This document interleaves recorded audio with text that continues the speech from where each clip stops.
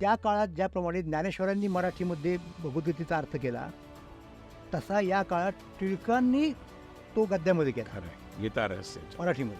त्यांना विचारलं ना लोकांनी की इंग्रजीत का लिहित नाही, संस्कृतमध्ये का लिहित नाही, संस्कृतमध्ये लिहिलं असं तर तुम्ही शंकराचार्यांच्या सारखे पंडित ठरला असता. ते म्हणले मला कर्मयोग मराठी बोलणाऱ्या लोकांना शिकवायचं आहे.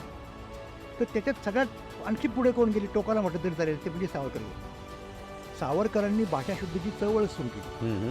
अहो इतका प्रभाव पडला सावरकरांचा, तुम्हाला आश्चर्य वाटेल की माधव जुलियन हे मराठीतले पहिले कवी की ज्यांनी पूर्णपणे पर्शियन उर्दूचं अनुकरण केलं मराठीमध्ये आणि खूप शब्द आणले. त्यांच्यावरती पुढे सावरकरांचा इतका प्रभाव पडला की त्यांनी सावरकरांना अनुसरून आपल्या अगोदरच्या कवितांची दुरुस्ती केली. पर्शियन शब्द काढून मराठी शब्द